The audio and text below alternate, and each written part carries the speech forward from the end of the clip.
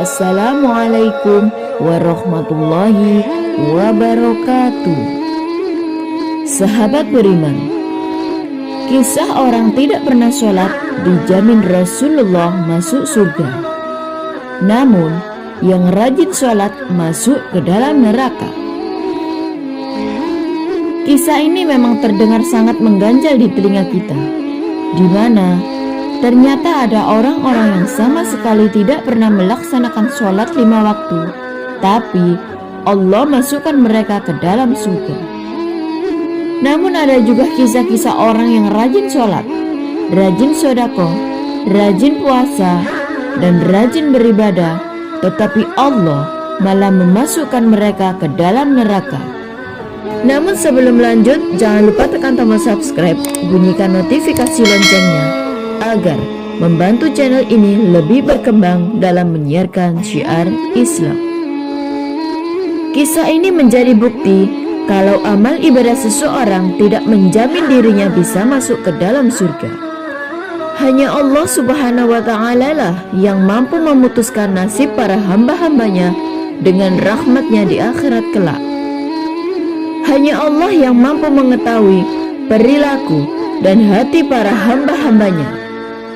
Rasulullah SAW pernah bersabda, amal seseorang tidak akan memasukkan seseorang ke dalam surga. Engkau juga tidak, wahai Rasulullah? Tanya beberapa sahabat. Beliau menjawab, aku pun tidak, tidak semua. Hanyalah karena karunia dan rahmat Allah. Hadis riwayat Bukhari dan Muslim. Dari sinilah kita bisa tahu kalau amal seseorang bukanlah sebab ia bisa masuk ke dalam surga. Namun amalan bisa menjadi sebab tingginya derajat seseorang di surga. Seseorang bisa masuk surga adalah karena sebab rahmat Allah Subhanahu wa Ta'ala. Berikut kisah orang yang tidak pernah sholat tapi masuk ke dalam surga. Tetapi orang-orang yang rajin sholat malah diazab masuk ke dalam neraka. Di masa Rasulullah SAW, ada seseorang yang bernama Amr bin Sabit bin Waqsi. Ia juga dikenal dengan nama Usayhirim dari Bani Abdul Ashal. Awalnya ia dulu menolak untuk memeluk agama Islam karena kaumnya. Suatu hari, Islam telah menyebar luas di kota Yasrib atau Madinah di bawah pimpinan Mus'ab bin Umair dan As'ad bin Zurarah. Banyak kaum Bani Abdul Ashal, baik pria maupun wanita yang masuk Islam, termasuk di dalamnya kabilah Aus yang waktu itu di bawah pimpinan Sa'ad bin Mu'az. Semua orang telah memeluk agama Islam kecuali hanya seorang yang belum mau, yaitu Amr bin Sabit.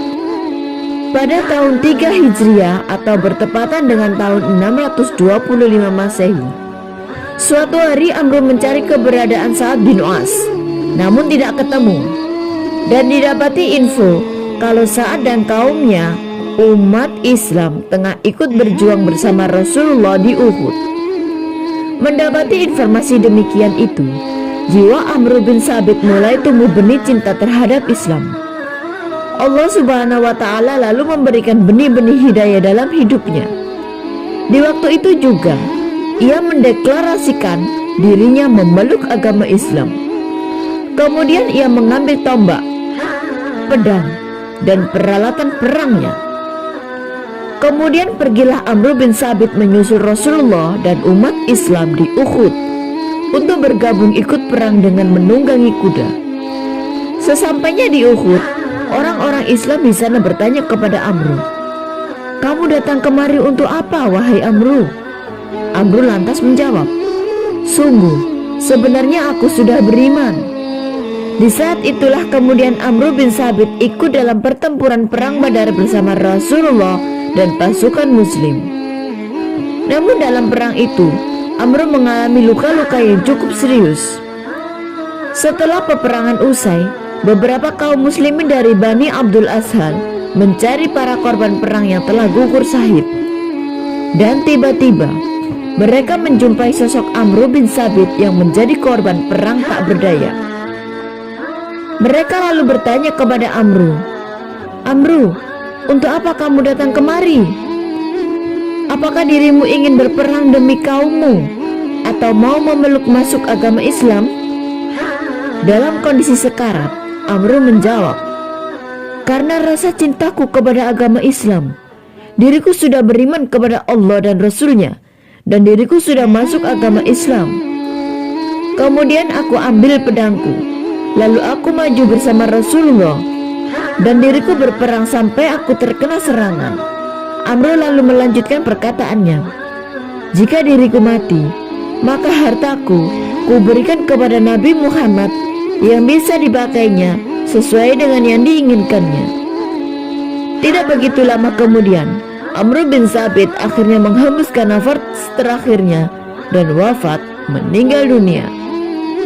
Setelah itu Nabi Muhammad SAW mendengar adanya kisah Amr bin Sabit dan berkata, "Sesungguhnya dia adalah termasuk penghuni surga."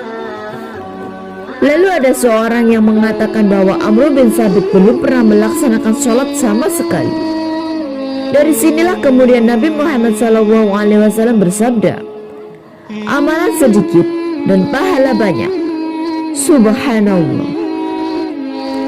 Kisah ahli ibadah rajin sholat tapi masuk neraka. Selain dari kisah di atas, ada kisah aneh tapi nyata, yaitu adanya seseorang yang rajin sholat dan beramal baik, tapi malah Allah masukkan ia ke dalam api neraka. Dahulu kala, ada seorang wanita muslim yang sangat rajin beribadah. Di antara ibadah yang ia lakukan adalah gemar melakukan sholat malam, dan di waktu siangnya gemar melakukan ibadah puasa. Tidak cukup itu saja, wanita itu juga berbuat baik dengan bersedekah. Namun di balik amal baiknya itu, ia memiliki perbuatan buruk, yaitu ia suka berbuat buruk dan menyakiti tetangganya sendiri. Kisah wanita ahli ibadah itu lantas disampaikan para sahabat kepada Rasulullah SAW. Sang Rasulullah lantas bersabda, "Tidak ada kebaikan padanya. Dia adalah termasuk penghuni neraka." Kemudian para sahabat menyampaikan kisah wanita lain, di mana ada seorang wanita yang cuma mengerjakan sholat 5 waktu saja, bersedekah sedikit potongan keju, tetapi ia memiliki akhlak yang mulia, yaitu tidak pernah menyakiti salah seorang pun. Dari kisah ini lantas Rasulullah bersabda, dia adalah seorang penghuni surga.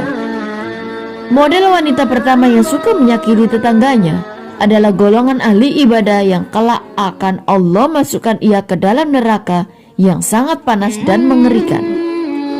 Begitu pentingnya bagi seorang muslim agar selalu menjaga sikapnya. Jangan sampai perbuatan buruk yang kadang dianggap sepele bisa saja menjebloskan seseorang ke dalam neraka. Adapun model wanita kedua tentu akan sangat beruntung sekali. Meskipun hanya beribadah secara pas-pasan, beramal ala kadarnya, tetapi karena akhlak mulianya bisa menjadikan sebab ia menjadi penghuni surga yang penuh dengan kenikmatan. Dari kisah di atas bukan berarti kita tidak usah beribadah atau beramal baik, tetapi hanya untuk evaluasi diri kita sendiri agar selalu beramal kebaikan dan menghindari setiap amal keburukan. Hanya Allah Subhanahu wa Ta'ala yang bisa memasukkan para hamba-hambanya ke dalam surga dengan rahmatnya. Jadi amal ibadah seseorang tidak bisa menjadi jaminan ia masuk ke dalam surga, tetapi amal ibadah bisa menjadikan sebab kita memperoleh derajat tinggi di surga. Karena jelas amal ibadah seseorang tidak akan bisa ditukar dengan kenikmatan surga. Amal ibadah seseorang selama 80 tahun misalnya tentu tidak sebanding dan tidak bisa ditebus dengan nikmat surga yang abadi selamanya. Semoga kisah ini bermanfaat. Wallahu a'lamu bishawab. Jika kalian menyukai video ini, silakan klik tombol like dan juga tekan tombol subscribe sebagai bentuk dukungan kepada kami untuk dapat menyajikan video-video bermanfaat lainnya kepada Anda. Dan jangan lupa untuk bagikan video ini kepada orang lain agar video ini dapat memberikan manfaat lebih luas bagi kaum muslimin. Segala yang baik datangnya dari Allah, dan segala khilaf mohon untuk dimaafkan.